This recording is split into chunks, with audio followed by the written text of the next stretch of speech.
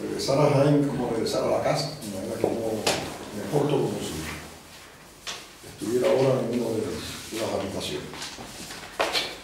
Y prometo no contarle nada a la familia del frío que he pasado. Como he estado en todas las estaciones, pues estoy dispuesto a afrontar la peor de ellas, ¿no? Que evidentemente es esta.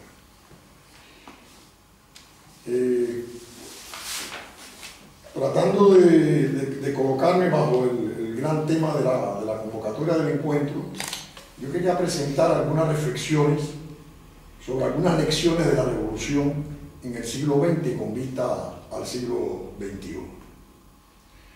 Este será algo que trataré de una manera sumamente esquemática, más bien para sugerir una agenda de discusión entre nosotros, ahora y después, y haré algún comentario general, después haré un comentario sobre los socialismos históricos, el socialismo real, y mencionaré finalmente algo de la experiencia cubana.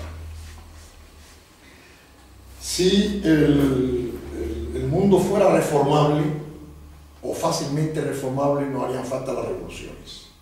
Algún autor dijo, hay que hacer revoluciones para poder hacer reformas.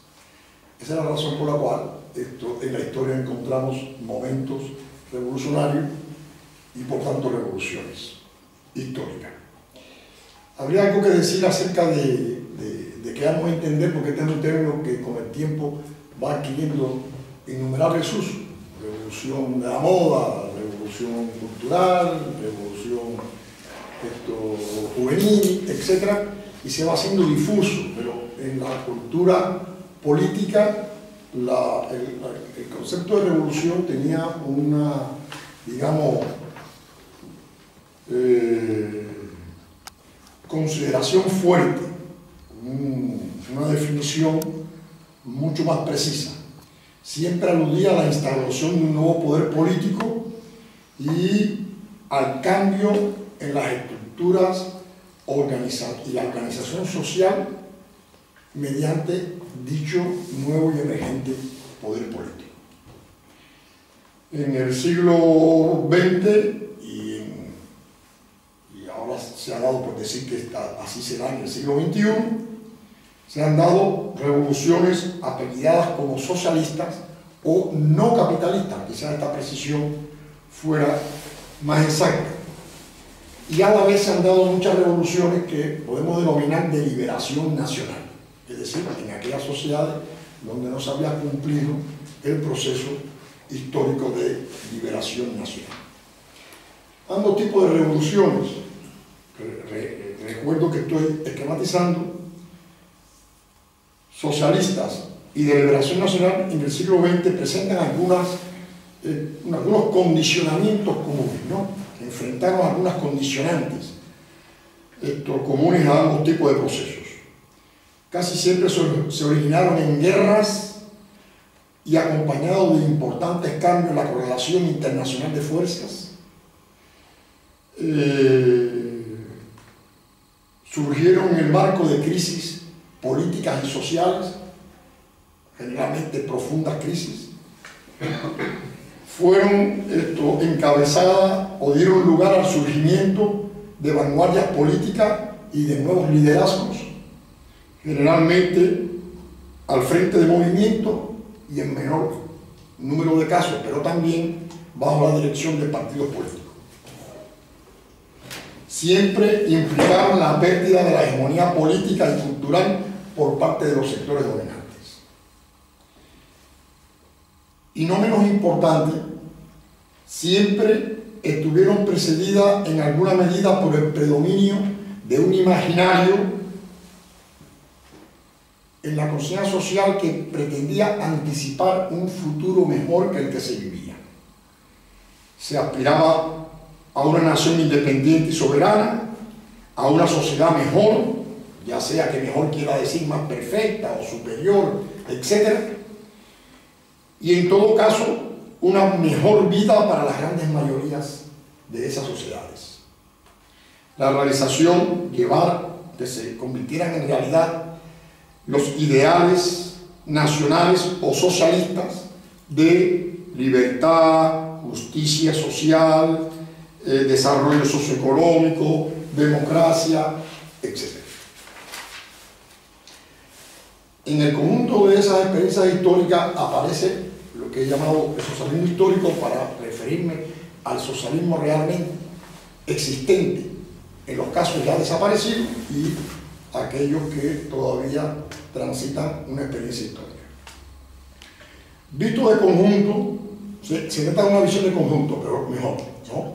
Porque hay notables diferencias nacionales entre estas experiencias, que hace muy atrevido y osado hacer generalizaciones, inclusive de hablar algo como el socialismo histórico. No tengo que decir cuánta diferencia podemos encontrar entre un chino y un ruso, o entre un ruso y un cubano, o entre un cubano y un vietnamita, para percatarnos de que efectivamente aquí las diferencias históricas, culturales y de nivel de desarrollo alcanzado son muy importantes a la hora de hacer una reflexión sobre cada una de estas experiencias. Pero atreviéndome a hacer una reflexión de conjunto, quisiera primero mencionar algunas de las condiciones que las acompañaron, digo, a estas experiencias históricas de socialismo, que no fueron previstas por la teoría, es decir, que fueron imprevistas y que por tanto esto aparecerán para cualquier reflexión a beneficio o perjuicio de inventario. Por un lado, el atraso de su desarrollo capitalista, ya en algunos casos un notable atraso civilizatorio. El socialismo aparecía en estos países como respuesta a la cuestión nacional, que está presente en cada una de estas experiencias. La toma del poder se realizó por minorías politizadas con el apoyo de mayorías movilizadas por la crisis, pero con distintos desfases entre minorías y mayorías acorde a el grado de comprensión de los proyectos de transformaciones propuestos por las primeras y entendidos por las segundas. Y todas transcurrieron en un sistema internacional bajo la dominación y hegemonía del capitalismo. De manera que estas experiencias tuvieron un carácter siempre aislado, enfrentaron la hostilidad y la agresividad del capitalismo mundial y tuvieron que dedicar un peso muy importante de sus recursos y capacidades a la defensa del nuevo régimen. Ahora bien, haciendo un paneo a su historia, podemos identificar muchos logros y algunos malogros. Como este es un curso crítico, me voy a permitir apuntar algo de los malogros. Digamos que en lo que respecta a la transición de una sociedad capitalista o precapitalista o protocapitalista o de capitalismo dependiente a una sociedad socialista, quizás el principal logro esté en que todas lograron instaurar un cierto modelo de transición al socialismo, que tenía como rasgo fundamental querer ser una alternativa al capitalismo realmente existente y una solución a la cuestión nacional existente en cada uno de esos países o sociedades. Lamentablemente, el modelo soviético originado en la experiencia bolchevique se convirtió, más allá de las diferencias nacionales, en el modelo asumido por la mayor parte de estas experiencias, con algunas consecuencias ilimitantes. Ahí podemos señalar al menos tres cosas que nos preocupan. Una es pasar de la noción de transición al socialismo a algo así como el socialismo, como existía una sociedad que era el socialismo, que simplemente lo que se necesitaba era cierto tiempo para construirla. Y esto no poder evitar en el mediano y largo plazo, sobre todo en el largo plazo, que se reprodujera una cierta cuestión nacional en cada uno o en la mayor parte de estos países.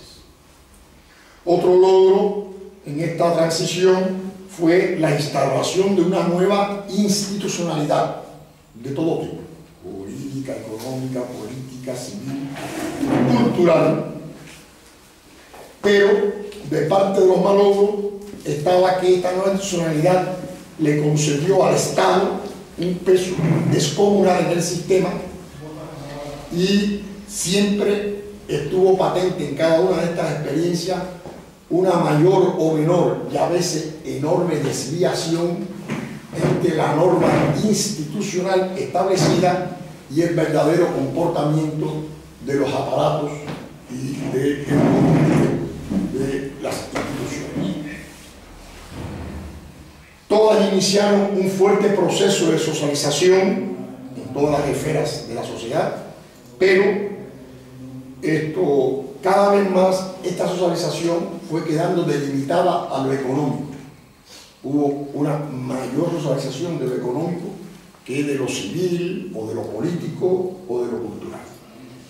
De manera que esta sería, digamos, un primer comentario sobre esto que he llamado una visión de la transición entre sociedades.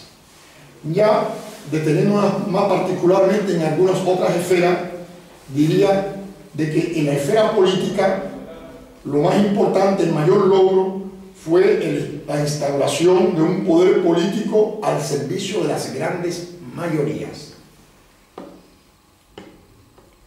Cosa bastante rara en la historia. Y el surgimiento de un liderazgo popular al frente de estos procesos. Quizás el logro que quisiera señalar es el hecho de que estos liderazgos tendieron a convertirse en liderazgos personales con estas consecuencias indeseables. También en la esfera de lo político se logró la organización de la vanguardia de los sectores populares, pero con el tiempo se entendió que la organización de la vanguardia era el partido de vanguardia, también con consecuencias indeseables y con una polémica todavía no cerrada.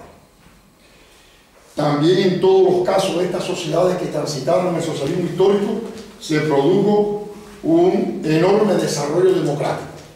Se instauraron formas importantes y experiencias importantes de democracia popular.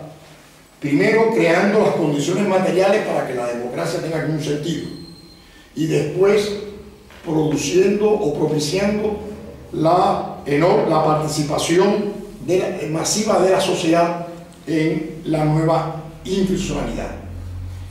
Del lado de los malogros, habría que decir que este desarrollo democrático fue insuficiente y que, en parte debido a las condiciones que antes mencioné, tuvieron que enfrentar todos estos procesos, y en parte por las propias desviaciones de su desarrollo interno, este desarrollo democrático presentó restricciones democráticas, en algunos casos justificadas y en otras no, una fuerte tendencia al formalismo, la pérdida de representación adecuada de una sociedad que al principio se simplifica, pero que cada vez se hace después más compleja, y el fenómeno de todos conocidos de la burocratización de las instituciones de la sociedad.